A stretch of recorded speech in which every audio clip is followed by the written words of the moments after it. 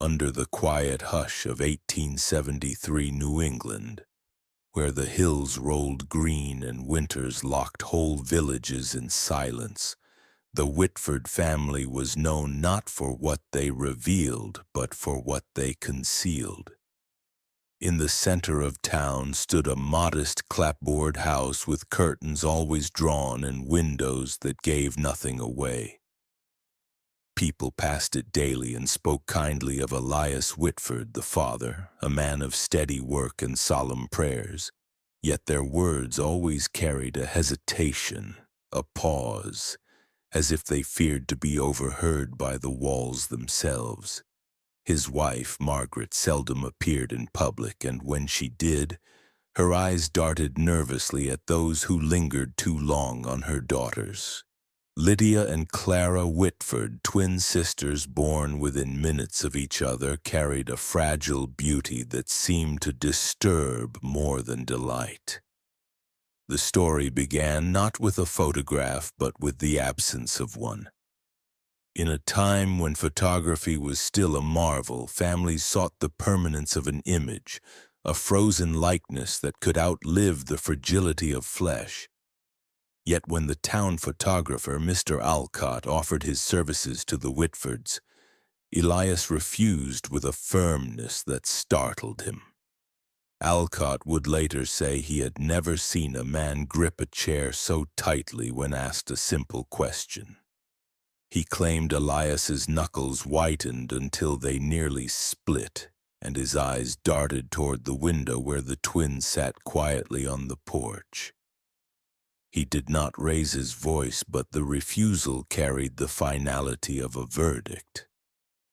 The girls would never be photographed together. The denial was strange, and though people tried to dismiss it as eccentricity, the decision became the source of whispers that would follow the family for decades. Lydia and Clara grew as a matched pair in all things, yet the town noted differences that seemed unnatural. When Lydia smiled, Clara often looked away. When Clara laughed, Lydia's face fell still. Even in play, they moved as if bound to a rhythm only they could hear, sometimes mirroring one another, sometimes pulling apart with sudden violence. Parents whispered to their children not to stare at the Whitford twins, not because of their beauty, but because of the feeling one got after watching too long. A queasy sense that time itself faltered around them. Some claimed that when they stood side by side, one twin cast no shadow, while others swore their reflections in water rippled out of sync. These were only whispers, of course, the kind of rumors that gather around silence. But silence was all the Whitfords ever offered. The absence of a photograph deepened the mystery. Neighbors would sit in parlors, showing their own family portraits, and someone would always bring up the Whitford girls. It became a small obsession. How could a man refuse the one proof of his daughter's bond? The one image that might survive long after they were gone? Some said Elias feared the camera would steal their souls, but others believed the truth was darker, that he wanted no record of them together, as if their unity itself was dangerous, something to be hidden from history. Alcott himself in old age described how he had once caught sight of Lydia and Clara standing at the window of their home, framed perfectly by the curtain. He felt the instinctive pull to capture them, to bring the moment into permanence. But when he raised his camera toward the glass, he froze. Their faces, though identical, bore expressions so different that he felt he was looking at a cruel trick of the mind. Lydia's eyes shone with brightness, while Clara's gaze seemed hollow, as if she were staring through the photographer into something he could not see. He lowered the camera, shaken, and would later tell friends that in that moment he felt as if the glass itself had breathed. The refusal, the silence, and the strange manner of the twins cast a shadow that stretched far beyond their home. The townspeople never forgot that Elias, a man who led hymns in church and read scripture with steady voice, seemed most unsettled when others tried to fix his daughters in memory. He was a man obsessed with control, and control extended to images, reflections, and memory itself. To him, what was not recorded could not be questioned, and what was unseen could not be condemned. In the decades to come, people would return again and again to this single decision, the portrait that was never taken, as if within that absence lay the key to the Whitfords' darkness. The story of the twins began not with what was shown, but with what was denied, and that denial lingered in the air of New Hampshire like an echo that would never fade. The Whitford home stood at the edge of town, a plain wooden house that looked no different from its neighbors. To the outside world, it was a place of order and respectability where smoke curled neatly from the chimney and the garden was kept free of weeds. Elias Whitford was often seen walking into church with his family in quiet procession, his Bible held firmly to his chest, his eyes lowered as if in humility. He was the kind of man who drew trust, who could settle disputes with calm words and lend his strength to those in need. To most, Elias was the model of discipline and devotion. Yet within the walls of that house, his order was not gentle but suffocating, built not on love but on control. His wife moved like a shadow, always careful to obey before words left his mouth, while the twins were raised in silence that grew heavier with every year.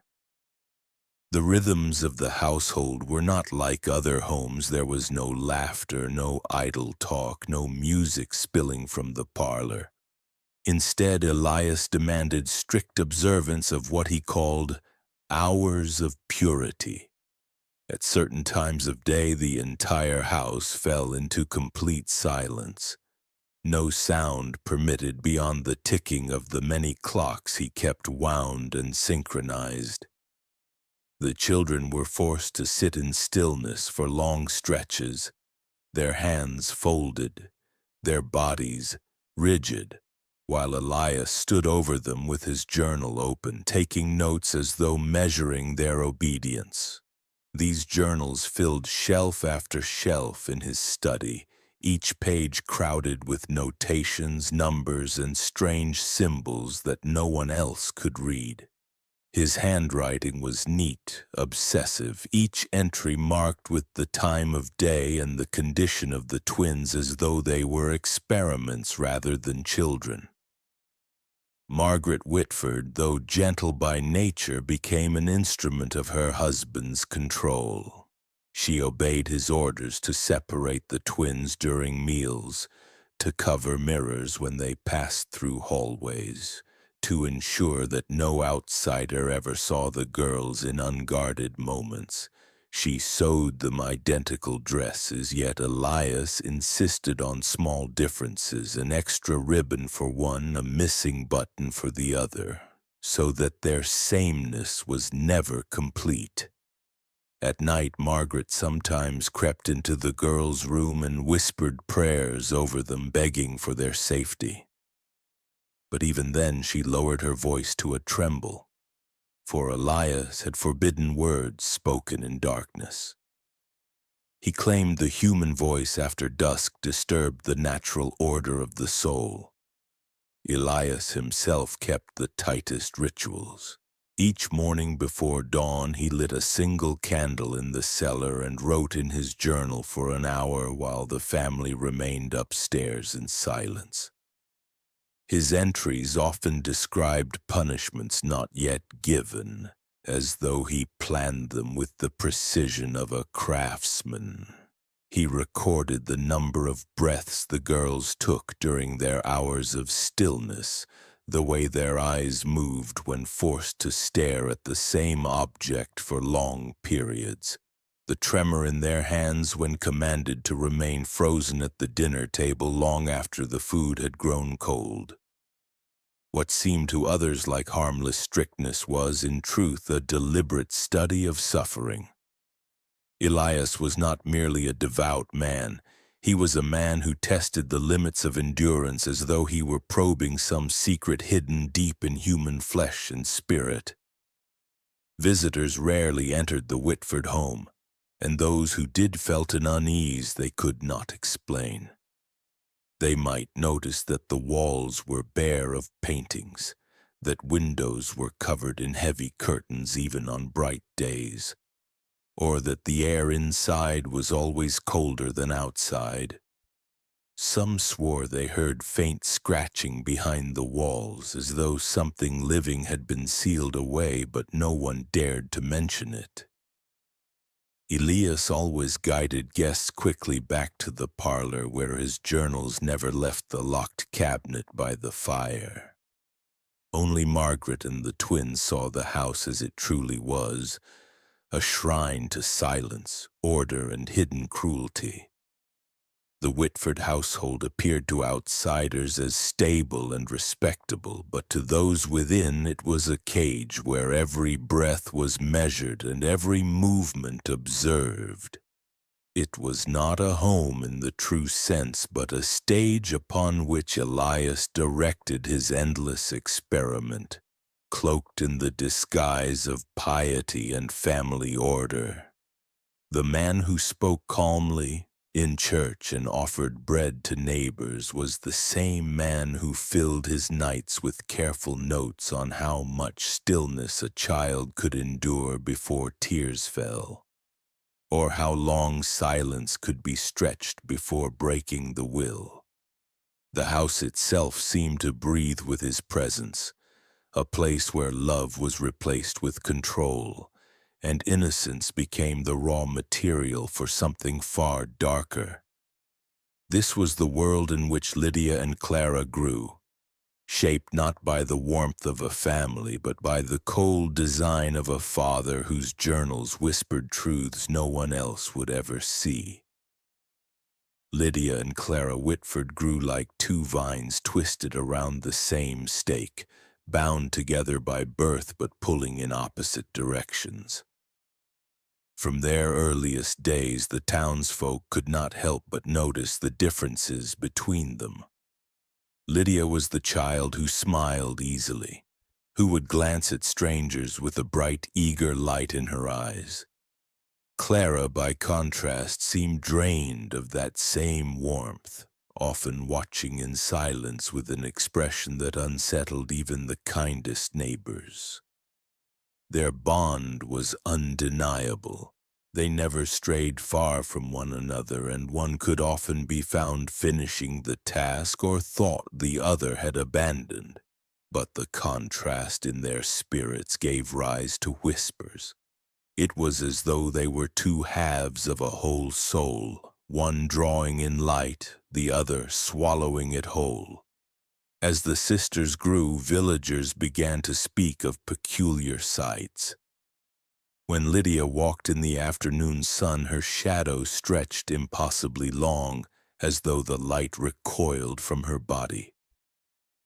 Clara, on those same days, sometimes seemed to have none at all, her feet treading on bare earth with no dark shape following behind. Some claimed this was only the trick of sun and angle, but others whispered that the twins carried something unnatural between them, a kind of imbalance that could not be explained by ordinary sense. Parents told their children not to stare, but the children always did, for the sisters had the eerie quality of drawing the gaze even as they made the skin crawl. Margaret, their mother, grew frantic in her attempts to protect them from such scrutiny. She ordered every mirror in the household covered with fabric or removed entirely. Bowls of water were emptied before the girls could peer inside. She claimed it was for their modesty, but in truth she feared what might be revealed if their reflections stood side by side. She once saw them together by accident in a polished serving tray and swore their mirrored selves did not move in unison. One blinked a moment too late. The other turned her head when her body had not. The sight left her so shaken she hid the tray beneath the floorboards. From that day forward she became their silent guard, shielding them from glass, water, and anything that might reflect their true likeness.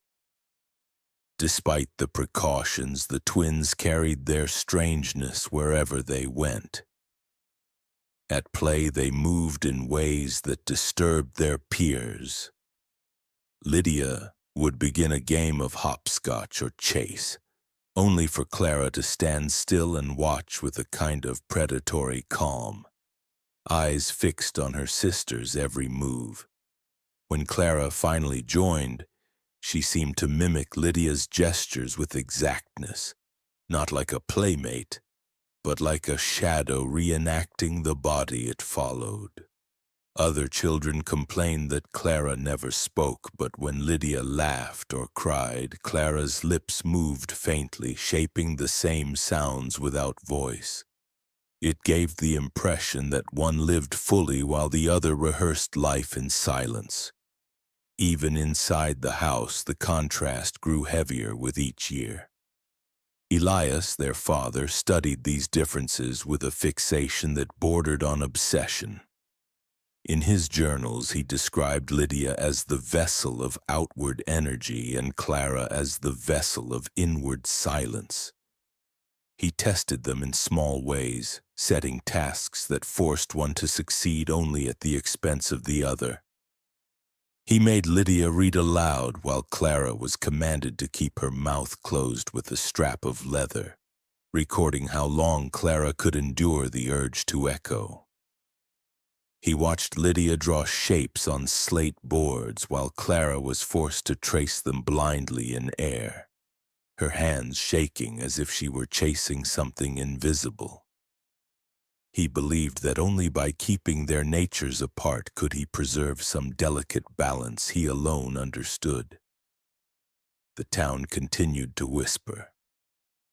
Some swore that when Lydia prayed in church, Clara's lips barely moved, yet her eyes rolled back as though reciting words not meant to be heard by human ears. Others claimed that when they walked together, their footsteps fell out of rhythm. Lydia's always a fraction ahead. Clara's always dragging behind, creating a sound that set teeth on edge. There was no proof of evil, no crime, nothing to confront the family about. Yet the feeling remained that something unseen clung to the sisters.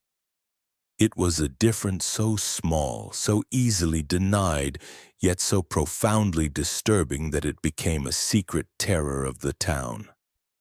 Inside the Whitford household, the twins were raised to accept these rituals of separation as normal. Their lives were shaped by absence of mirrors, absence of shared laughter, absence of proof that they were ever truly alike. They clung to one another despite the pressures forcing them apart, their bond forged not in joy but in a silent recognition that they were each other's only refuge. Yet even that closeness carried unease, for deep within both sisters knew the truth whispered by their mother's trembling hands and their father's cold journals. They were not meant to be seen together, not by neighbors, not by glass, not even by each other. Elias Whitford's control over his household began to take a shape more deliberate than ordinary discipline. What he called moral training was, in truth, the birth of rituals that blended cruelty with precision. He believed virtue was not taught by words but carved into flesh and spirit through endurance. For the twins, life became a cycle of measured trials, each framed as a lesson in obedience but executed with the cold structure of an experiment. The silence he once demanded at certain hours stretched into longer spans, timed not by instinct but by clocks. He gathered every timepiece he could find, grandfather clocks, pocket watches, even crude sand timers, and arranged them throughout the house. Each tick became a weapon, each chime a judgment.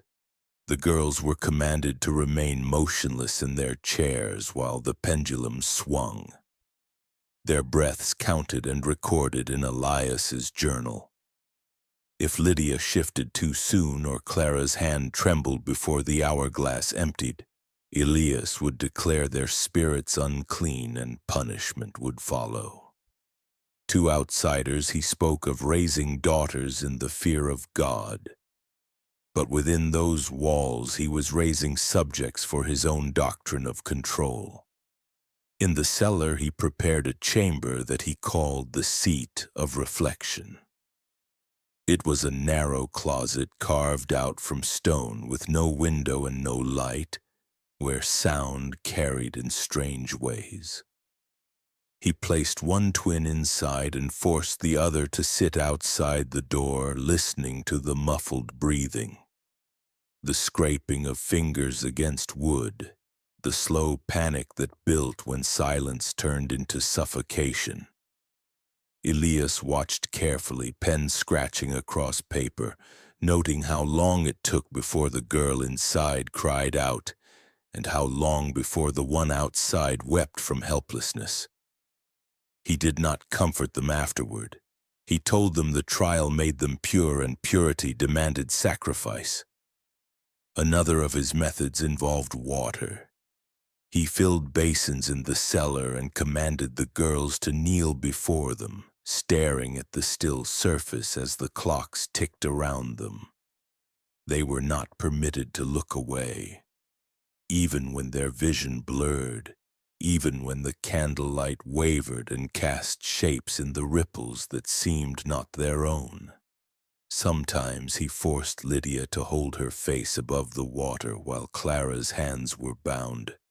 Her duty to watch but not to save. Other times Clara was commanded to plunge her hands into freezing water until her skin numbed, while Lydia recited scripture in perfect monotone to distract her from the pain. Each variation was recorded in his books, his pen etching their suffering into permanence. What disturbed most was the calm with which Elias carried these acts. To neighbors he remained the same polite figure, nodding with quiet grace at the market, offering blessings to families in church pews. None would have guessed that his home had become a laboratory of silence and water, where two children learned that love meant watching one another suffer in measured increments. The first signs of ritual had taken root, cloaked in the language of faith and discipline, but beneath the surface was something darker. A man who believed control over innocence was not only his right but his calling. Beneath the Whitford home, past the cellar stairs and through a narrow passage, Elias had crafted a chamber that would become the heart of his cruelty. It was a room built not for storage or safety, but for silence itself, though silence in this place was never truly still. The walls were set with uneven stone and plaster, angled in such a way that the smallest sound carried strangely, bouncing back in echoes that multiplied rather than faded. A breath became a sigh that lingered in the ear. A whisper turned into a chorus. Even the faint scratching of nails against wood grew into something unbearable, a sound that felt as though it burrowed inside the skull. This was not an accident. Elias had measured and altered the chamber until he was satisfied that no noise within it would die quickly. What entered the room returned distorted, as though the air itself wished to betray those who made sound. Here the twins were made to endure what he called the discipline of silence. One would be locked within while the other sat outside the door listening.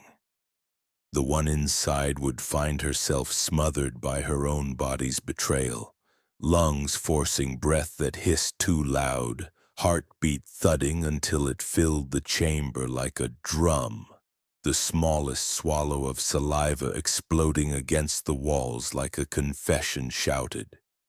The child would try to remain still, desperate not to make sound, but the body could not obey forever. Every twitch, every quiver of muscle became an amplified reminder that silence was impossible. And outside, her sister heard everything. The muffled gasps, the rising panic, the pleading fists striking the door when endurance broke. The one locked out was powerless to help, condemned to listen until her turn came. Elias stood between them, watching both sides with equal satisfaction. He did not need whips or chains. The chamber itself was his instrument. He told them that true purity came when a soul learned to master its own noise, to hold stillness even when the body betrayed it. He reminded them that only through suffering did virtue become permanent. His journals recorded not their failures, but the length of their endurance. Minutes counted, breath patterns charted, intervals marked where panic overcame discipline. These entries revealed not a father's care, but a scientist's detachment, as if his daughters were not children but subjects whose breaking points could be measured and improved. For the twins, childhood became a cycle of anticipation and dread. One would be taken by the hand, led into the chamber, and sealed inside. The other would sit with her ear to the wall, her stomach twisting, listening for the moment her sister's will shattered. When her turn came, she entered knowing that her own panic would soon become the soundtrack of her sister's torment. In this way, Elias bound them together not in love but in mutual fear, each girl carrying the burden of the other's suffering, each learning that their bond could only exist through shared helplessness. The chamber left marks no one could see. Lydia began to twitch at sudden noises, her body jolting when church bells rang. Clara stopped speaking altogether, afraid that even the sound of her own voice might one day betray her. To outsiders they seemed shy, even obedient, but within they were collapsing into silence not of choice but of survival. And Elias, always calm, always pious, would stand at the pulpit on Sundays and preach about the virtues of self-control. While in his home he created a language of suffering so intricate and so private that no one outside those walls could ever imagine it. To the town of New Exeter, Elias Whitford was the image of decency. He carried himself with a calm voice and a lowered gaze, always ready to offer a prayer or deliver food to a neighbor in need. When the harvests were thin, he was the first to donate bread to hungry families. When the church choir faltered, his baritone steadied the hymn. Children greeted him with respect, adults trusted his judgment, and pastors welcomed his guidance as if his devotion were proof of righteousness. He never raised his voice in public, never boasted, never drew attention beyond the steady rhythm of his good works. Behind that mask of innocence, however, lay a man whose hunger for control had shifted into something darker, something ritualistic, sharpened in secret until cruelty itself became his form of worship. Within the Whitford home, Elias refined what he called separation training. He believed that the twins could not be allowed to mirror each other naturally, that their sameness was dangerous, a threat to the order he sought to impose. Instead, he forced them to mirror one another through distortion, teaching them that reflection was not a gift, but a punishment. One girl was bound in rigid postures, arms twisted behind her back, legs folded until joints ached, chin lifted high until muscles trembled. Her body became an unnatural figure held in place by belts and wooden frames Elias had crafted by hand. The other was ordered to stand before her, unbound but not free, forced to mimic every posture in reverse, contorting herself into the shape of her sister's suffering. In this way, one was the prisoner and the other the reflection, both trapped in the same ritual of endurance. He watched them as though conducting a sermon, his journals spread open on the table. When the bound sister's body began to convulse from strain, Elias leaned forward, urging the other to hold her mimicry longer, to match the agony until her own muscles quivered and collapsed. He wrote down the exact number of minutes it took before each fell, marking their names in careful columns as though tracking the progress of crops in a field. For him, these trials were not cruelty but confirmation. He believed he was peeling away layers of weakness, separating flesh from spirit, showing one twin that her suffering could be endured only if the other learned to reflect it. He twisted their natural bond into a ritual of torment, where closeness itself became a weapon. The girls learned to dread the sound of the belts buckling, the creak of wood as Elias tightened the frames. They knew that once one was bound, the other would soon be forced to contort herself into that same grotesque shape. Their bond, once their only refuge, became a sentence they could not escape. To share in pain was no longer an act of empathy but a command, and their father stood at the center guiding the ritual with the patience of a priest.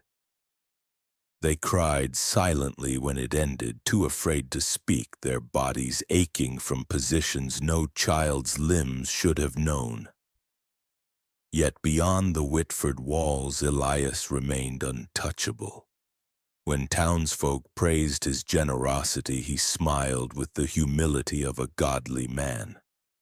No one saw the small tremor of satisfaction that crossed his face when others called him a blessing. He kept the household sealed against intrusion, and the twins were taught to bow their heads, to remain quiet, to give no sign of the trials they endured.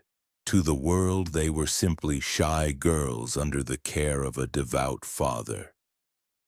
To Elias, they were instruments of a ritual he alone understood, bound by his conviction that innocence could only be preserved through pain. The mask of innocence was perfect because it was believable. Elias gave the world the image it wanted, a man of faith, a father of discipline, a neighbor of generosity. But beneath that mask, in the silence of his home, he shaped his daughters into living symbols of control, bending them until their bond no longer belonged to them. It belonged only to him, a man who had turned the very act of reflection into a method of breaking the human soul. The next stage of Elias Whitford's cruelty came in the form of fire. He called them the candle trials, a ritual he claimed would teach his daughters endurance, patience, and restraint. In truth, it was an invention that merged pain with moral theater. A ritual so carefully designed that it left no visible scars beyond burns, yet etched terror deep into their minds. He would set a single candle on the table in the cellar, its flame small and steady, casting shadows against the stone walls. One twin was commanded to place her hands beneath it, palms up, waiting for the wax to drip onto her skin. The wax burned hot, first in tiny stings, then in blisters that spread across her flesh. She was forbidden to move, forbidden to cry out, told only to remain still as the wax consumed the surface of her skin. The other twin stood opposite her, face level with the flame, given a single task: to blow it out. Yet Elias twisted even this small mercy into a punishment of its own. For each breath she gave, the flame bent but did not die, sputtering back to life with renewed strength. Each attempt prolonged her sister's agony, stretching seconds into minutes, minutes into unbearable hours. She was forced to continue, knowing that every exhalation meant another fall of molten wax, another scream swallowed back in silence. If she stopped, Elias struck the table, commanding her to try again, insisting that failure was proof of weakness. In this way, he made one the vessel of pain and the other the instrument of prolonging it. Binding them together in a cycle of torment neither could escape. The trials were repeated night after night, with Elias recording every detail in his journals. The exact temperature of the wax, the number of breaths before the flame extinguished, the time it took for each girl to falter. He wrote with precision as though conducting a holy experiment, convinced that he was shaping their souls through shared suffering. For him, the candle was more than fire. It was a symbol of life's cruel balance, where endurance was born only through pain, and innocence survived only when tested by flame. The girls learned to dread the sight of the candles even when unlit. Their hands carried blisters that healed too slowly. Their lips grew raw from the repeated attempts to extinguish fire that refused to die. Yet worse than the burns was the knowledge that they were being turned against one another, each made responsible for the other's torment.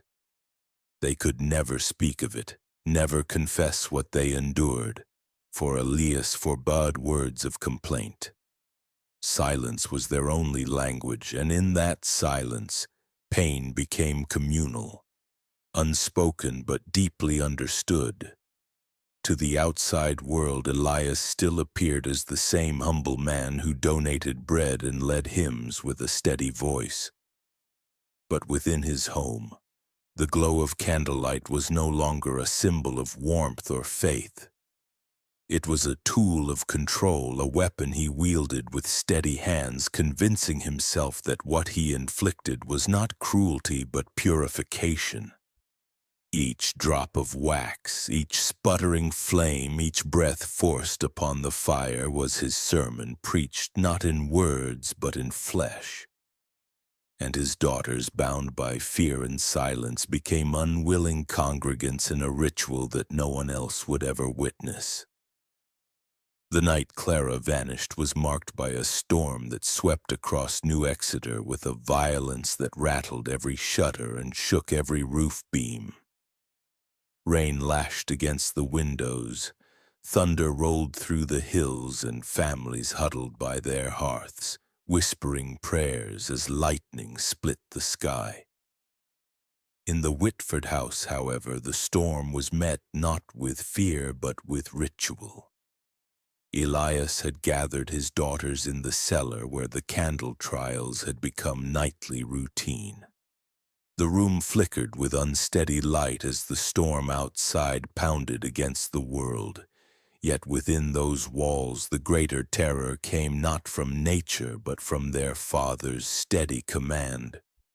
Lydia's arms bore fresh blisters, red and swollen from wax that had dripped until skin peeled. Clara stood across from her, lips trembling as she struggled to extinguish the flame, her breath shallow, her chest tight, the candle refusing to die. Elias watched, with that same cold patience, pen scratching into his journal even as the thunder roared above. What happened after is a matter no record can fully explain. Neighbors later swore they heard bells that night. Bells not from the church steeple, but from the Whitford home itself. Frantic tolls, uneven and wild, clanging through the storm as if wrung by desperate hands. The sound carried across the fields louder than the wind, searing itself into memory. Some said the bells tolled 13 times, others swore they counted more, but all agreed the noise was unnatural, not a call to worship, but a signal of something breaking loose inside that house. No one dared step out into the storm to see what was happening, yet everyone remembered the sound. A noise so out of place that it kept them awake long after the bell stopped. By dawn, Clara was gone.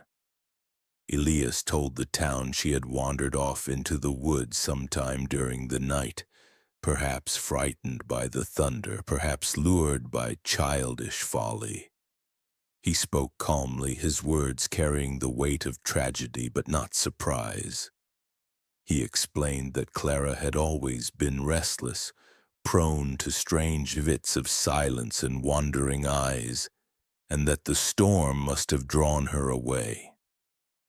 He asked for prayers, not questions, and the town gave them.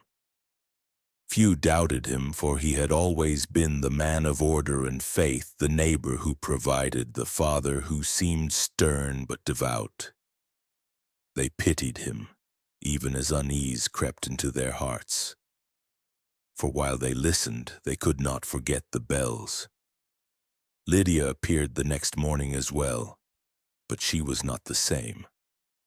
She sat on the porch with her arms covered in bandages, her eyes hollow, her mouth locked in silence. Neighbors who approached her said she did not blink when spoken to, that she seemed to stare through people rather than at them. Some claimed her lips moved faintly, whispering words no one could hear, though the sound of the storm still rang in their ears and perhaps memory played cruel tricks. What they did see beyond any doubt were the burns, red blistering wounds running down both arms, fresh enough that the smell of singed flesh seemed to hang in the air around her. When asked how it happened, Elias answered for her, saying she had fallen against the fire in the chaos of the night. No one dared press further. The search for Clara lasted days, with neighbors combing the woods, calling her name, dragging the riverbanks. Nothing was found, not a shoe, not a ribbon, not a trace of her presence. Some insisted the forest had swallowed her whole. Others whispered that she had been taken by something unseen. But in hushed voices away from Elias's hearing there were darker speculations. They wondered if the bells had not been a signal of loss, but of sacrifice. They wondered if Clara's vanishing was not a tragic accident, but the final act of rituals no one outside that home could ever name. Elias continued to appear at church, his face drawn with grief yet composed, his hymns louder than before. Lydia remained at his side, vacant and frail, her arms hidden beneath long sleeves even in the summer heat. The town spoke of Clara less with each passing week, for there was no evidence, no grave to mark, only the storm, the bells, and the silence that followed. But for those who remembered, the sound of that frantic tolling never faded. It became the unanswered echo of New Exeter, a reminder that some vanishings do not leave behind bodies or proof, only shadows that stain memory forever. When the Whitford home was finally opened to investigation years later, those who entered spoke of a strangeness that unsettled them more than dust or decay. The house was filled with clocks. Grandfather clocks looming in corners, mantel clocks lined in rows, pocket watches strung along walls, sand timers resting on tables. Each was set to a different hour, their ticks and tocks colliding in a constant storm of sound. The rhythm was never in harmony but in deliberate conflict, as if Elias had wanted no moment of silence to ever truly exist. To stand inside the house was to feel surrounded by time itself, fractured and hostile, pressing in from every direction. Among the clutter, investigators found journals that described what Elias had called synchronization trials. These were not mere punishments but structured rituals where the twins were forced to move their bodies in time with the ticking of specific clocks. Lydia was commanded to lift her arms in rhythm with the swing of one pendulum, while Clara was told to lower hers in time with another, their movements deliberately misaligned until their bodies trembled from confusion and exhaustion. If they faltered, Elias would reset the process, starting again, sometimes forcing them to repeat the trial through an entire night. The notes recorded with precision the number of errors, the length of time each child lasted, and the punishments that followed. Long hours in the silence chamber, wax burns, or isolation in darkness. Elias described their failures not as disobedience but as proof that the human spirit must be broken and reassembled to obey higher order. The house itself seemed to have been reshaped into an instrument of cruelty. In one room, the walls were marked with chalk lines, arcs drawn like the sweep of clock hands, where the girls were made to stand and imitate the passage of time with their bodies. In another, sand timers were overturned again and again, the twins kneeling until their knees bled while Elias wrote down the exact moment when one collapsed before the other. The effect was less a household than a machine, a place where children were converted into moving parts of their father's obsession with control. Decades later, survivors who had been neighbors remembered the faint sound of clocks even from outside the home, a ceaseless ticking that unnerved them when they passed by.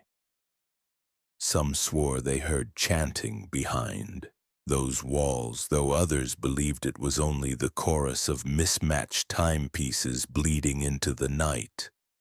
But the journals left little doubt. Elias Whitford had turned his daughters into subjects of an experiment designed not to teach discipline, but to erase individuality, to strip their natural bond until they existed only as extensions of rhythm, bound to the relentless march of time he alone controlled. The Whitford house became known as the House of Clocks, a name spoken in hushed tones long after the family was gone. For those who entered, the sound of all those mismatched ticks seemed to cling to them, following them out into the daylight, echoing in memory like a reminder that cruelty can be disguised as order, and that time itself can be weaponized when placed in the hands of a man who believed his daughters were not children, but instruments of his design. In the years after Clara's disappearance, whispers about the Whitford family grew heavier. Yet Elias continued to shield his household with the same mask of piety he had always worn. Lydia, now alone, moved through the town like a pale shadow of herself, her face marked by silence, her arms always hidden beneath long sleeves no matter the season. To the townspeople, she was the surviving twin, the fragile girl spared by tragedy. But to those who looked closer, there was something unsettling about her presence, as if her body carried not only her own weight but that of another who had not truly left. It was during this time that a traveling photographer named James Willoughby passed through New Exeter, offering his services to anyone who wished for a likeness to preserve against the march of time. Elias approached him directly, asking if Lydia might be captured alone. It was strange, for the family had always refused such things, yet now he insisted on it, as though a photograph of the remaining child might restore some normalcy. Willoughby agreed, and one afternoon he set his equipment in the Whitford parlor, arranging Lydia in the light that crept reluctantly through the heavy curtains. She sat rigid, hands folded, eyes fixed on some point beyond the camera's lens. Her stillness was perfect, almost unnatural, and Willoughby thought the task would be simple. But when he developed the plate, the image was ruined. The glass had cracked in its tray, fissures spreading outward like veins, obscuring Lydia's face. He cursed his clumsiness, though he was sure he had been careful. Elias demanded another attempt. Again Willoughby arranged Lydia. Again he captured the likeness, and again the result was corrupted. This time the plate did not break, but the image fogged over as if smoke had seeped across the glass. He tried once more, determined. But when the third plate was lifted from the chemicals, he froze. For behind Lydia, faint but undeniable, was the outline of another figure. A second girl seated at her side, blurred and pale, her face unfinished yet unmistakable. Willoughby's hands shook as he stared, and in that moment he swore he recognized Clara, the missing twin who should not have been there. He did not tell Elias. He quietly packed his equipment, murmuring excuses of faulty glass and poor light, and left the house as quickly as he could. That night he told only one man in confidence that he had seen a figure form beside Lydia, a shape that did not belong. He never spoke of it again, and in later years he refused to discuss the Whitfords at all. His journal, found long after his death, contained only one line about New Exeter. The girl was not alone.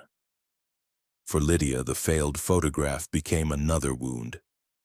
Though she never saw the images herself, she must have felt the unease, must have sensed that Clara's absence was never complete. Neighbors said she walked with her head lowered, her lips moving as if whispering to someone no one else could hear. Some swore they glimpsed her reflected in windows with two shadows instead of one. The house of clocks ticked on, filled with the weight of one child present and another perhaps still lingering, unseen yet refusing to release her sister. The last photograph attempt was never mentioned again in public, but it became part of the whispered legacy of the Whitfords. To those who remembered, it was proof that Clara had not simply vanished into the woods, that her absence was not absence at all, but a presence that clung to Lydia, etched into her like a stain that even light and glass could not deny. The camera had revealed what no neighbor dared say aloud, that the Whitford family could bury a body but not the bond that Elias had twisted beyond repair. Elias Whitford's death came not with dignity or peace, but with terror that seemed to seep into the very walls of his home. One morning, after days of being unseen by neighbors, he was found in the cellar silence chamber, the very room he had built to twist sound into punishment. His body was crumpled against the stone floor, his face locked in an expression so violent that even hardened men turned away. His eyes were wide, pupils blown black, mouth frozen in a scream that had torn his lips raw. Blood streamed from both ears, staining his collar, and the skin around his temples was bruised, as though he had clutched his own skull in agony before the end. There were no signs of struggle, no intruder, no weapon, only the terrible stillness of a man destroyed by something unseen. When word spread, the town gathered in hushed confusion. Some whispered that the clocks had all stopped at once that night, though no one could prove it. Others claimed they heard bells in the storm, though no church had rung them. Lydia was found upstairs, sitting silent in a chair, her eyes blank and her mouth moving faintly without sound. From that day forward, she never spoke again. Whether her voice was taken by grief, by shock, or by some pact she had made in silence, no one could say. She lived the rest of her life mute, carrying the ghost of her father's death in her stillness. The townsfolk, eager to bury the horror, chose not to dwell on the details. They sealed Elias's journals in a box and hid them in the church cellar, refusing to let the words of his obsession stain the living any further. But silence cannot bury everything. Whispers carried through the generations of the chamber where sound became unbearable, of the missing twin, of the man who had died with terror carved into his face. The Whitford name lingered like a shadow in New Exeter, a reminder that evil can wear the mask of piety, and that even in death Elias left behind a silence louder than any scream. In 1923, half a century after Elias Whitford's death, the silence he had left behind was broken. The house had long since fallen into disrepair, its windows shuttered, its beams sagging under the weight of neglect. Few dared enter, for stories of the Whitfords lingered like a sickness, yet curiosity has a way of resurfacing through bloodlines. When distant descendants began clearing the property for sale, they uncovered the sealed oak box hidden deep in the church cellar. Its lock had rusted, its wood swollen with age, but inside lay journals, dozens of them, stacked with precision, each marked in Elias's careful hand. The temptation to open them was too strong to resist. What they found was not the record of a pious man, but the meticulous confessions of a mind that had turned cruelty into ritual and ritual into doctrine. The journals began with ordinary notes, scriptures copied in neat script, lists of tasks for the day, passages that seemed harmless to an untrained eye. But the further one read, the darker the words became. Elias had chronicled his daughters' lives with cold detachment, recording every breath, every tremor, every failure to obey his commands. He wrote of silence as though it were a substance to be mined, of time as though it were a blade that could be sharpened against human flesh. His entries detailed what he called synchronization trials, silence chambers, and candle purifications, written with the tone of a scientist certain of his discoveries. For Elias, pain was not cruelty, it was data. His daughters were not children but subjects, and their suffering was proof that the soul could be reshaped when the body was bent far enough. One entry described how he bound Lydia in a contorted posture while forcing Clara to mirror her in reverse. He noted with satisfaction how long each could hold the stance before collapsing, writing that symmetry was the most dangerous temptation of the flesh and must be broken. Another described the candle trials, where molten wax ate away at the skin while the sister's breath prolonged the flame. He wrote that fire was the perfect tutor of restraint because it demanded silence even as it destroyed. Most chilling were the records of the silence chamber. Elias calculated the minutes before panic overtook his daughters, measuring the way breath grew ragged, how sound turned from control into hysteria. He wrote that the chamber separates the false soul from the true, for in silence there can be no pretense. When scholars and clergy were asked to examine the writings, many recoiled. Priests called them blasphemy, a perversion of faith clothed in scripture. Psychologists called them a crude, horrifying form of behavioral science decades before such language even existed. Historians called them proof that cruelty can be mistaken for devotion when hidden behind discipline. The journals revealed Elias not as a father but as an architect of suffering, one who believed that innocence could only survive when forged in fire, silence, and torment. He saw himself as custodian of the soul, yet his notes showed a man obsessed with control so absolute that he stripped away not only the humanity of his daughters, but his own. What disturbed most was how calmly he wrote. There was no sign of guilt, no acknowledgement of evil, only the certainty of a man convinced he had discovered a higher truth. In one chilling passage he wrote, "They are clay, and clay resists the hand until it is broken. I am the hand. Their cries are the cracks where the false spirit leaks out." In another he declared, "To see two made one is to see the devil's trick. To break them apart is to save them from the mirror." These words, once read aloud, spread through the town like poison. Families who had once spoken kindly of Elias now spoke only in whispers, horrified that they had prayed beside a man who kept such secrets in his home. The journals were sealed again, this time not in a church cellar but in university archives, where they became objects of study.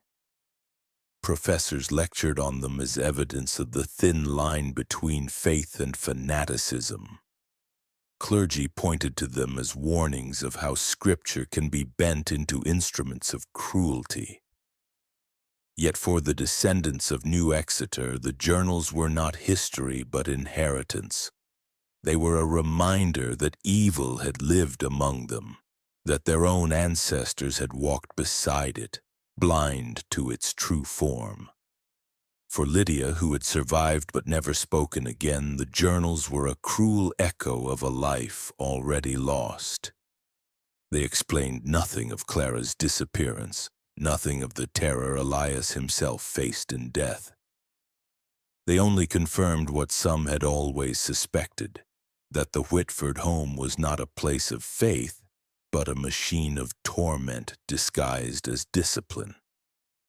In the end, the confessions unsealed did not bring closure. They only widened the wound, showing that the silence which had haunted New Exeter for generations was not absence at all, but the echo of a man who had recorded every scream until there were no voices left to make them. The legacy of the Whitfords did not fade with the crumbling of their house or the sealing of Elias's journals. It lingered in absence, in what was never seen, never captured, never spoken aloud.